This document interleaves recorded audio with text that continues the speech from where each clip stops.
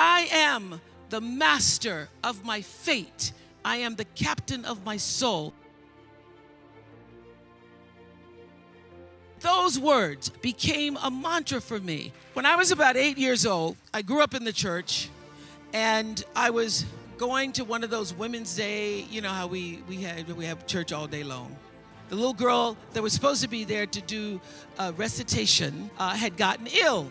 And so they said to my stepmother, we need a little girl. Can Oprah come back and do a recitation this afternoon? My stepmother said, yeah, I'll have her back here. So by 4 o'clock, I had gone home and learned to recite Invictus by William Ernest Henley. I didn't know what I was saying. But at the end of the poem, there is the stanza that says, it matters not how straight the gate, how charged with punishment the scroll. I am the master of my fate. I am the captain of my soul. Now, my little 8-year-old brain didn't really fully understand the power and depth of those words, but they sounded good enough for me to write them down and put them on my mirror. So obviously, I grew up and was better able to articulate what those words really mean. And I discovered in physics class, the third law of motion in physics says, for every action, it's called Newton's law, and it says for every action, there is an equal and opposite reaction. So what does that mean? And it means no matter what you do, the energy of what you do, what you say, and most important, the energy of who you are is going out into the world, into your home, into your relationships, and that energy is always coming back to you. You are responsible for the energy that you are pulling out into the world, because that very energy, bam, is coming right back to you every single time, whether you believe it or not, because it is law. It is law. It is law that what you put out into the world is coming back. Now, in our country and many countries all over the world, they call this the golden rule. They say, do unto others as you would have them do unto you. The truth is, whatever you do is already done. So when I learned this, that I am the person who gets to control what comes back to me based upon what I'm putting out. And before the third law of motion, which says there's every action, there's an equal and opposite reaction, before there's even the thought or the action, there is the intention for the thought. And if there is one force field that rules and dominates the meaning of life for me, it is living my life with a pure sense of intention. Now, this came to me because I used to be one of those people who had the disease to please.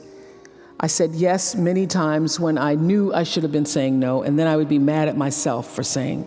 Because when you say yes, when you really mean no, people follow the intention of the yes. Because why do you say yes? You say yes because you don't want the person to be upset with you. They're not. You don't want the person to be angry. You want the person to think you're nice. They do.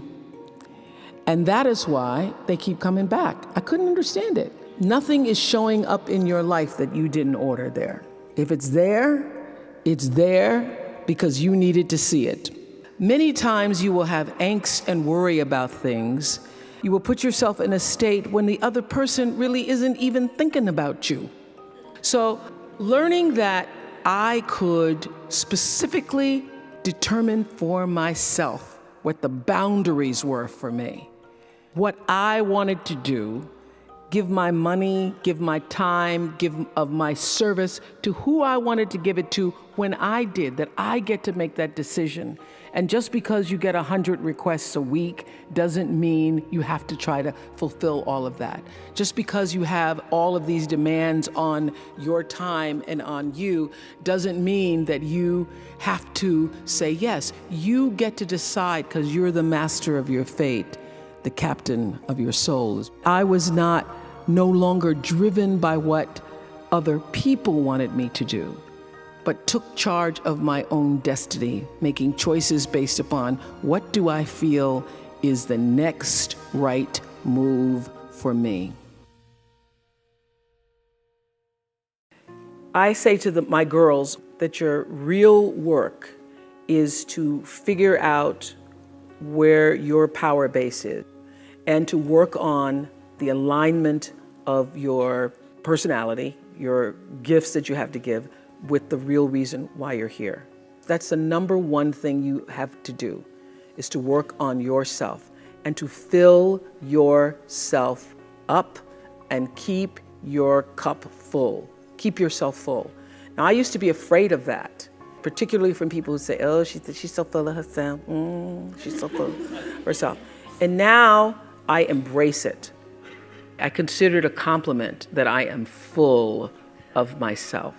Because you only when you're full, I'm full, I'm overflowing, my cup runneth over. I have so much to offer and so much to give.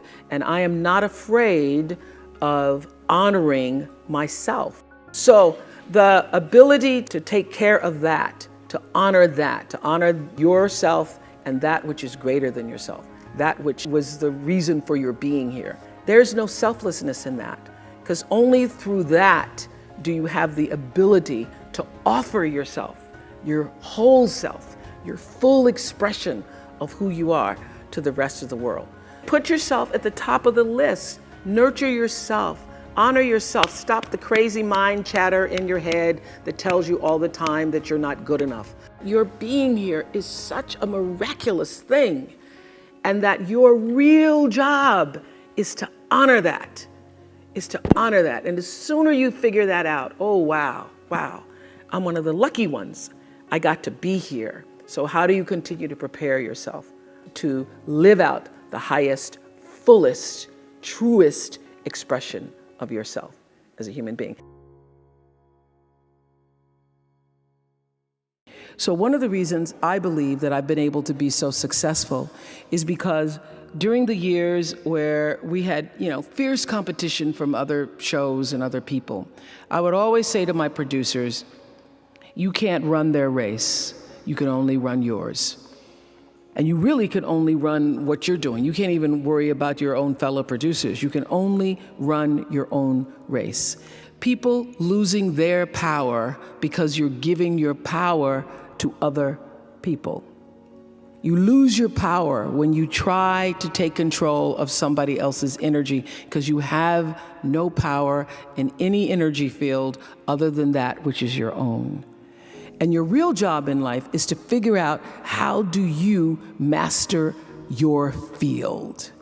And when you are trusting when you are afraid, when you are sad, when you are unable to make a decision, when you are challenged, when you are moving in the direction of all that which is fearful, it's because you're trusting in your own power.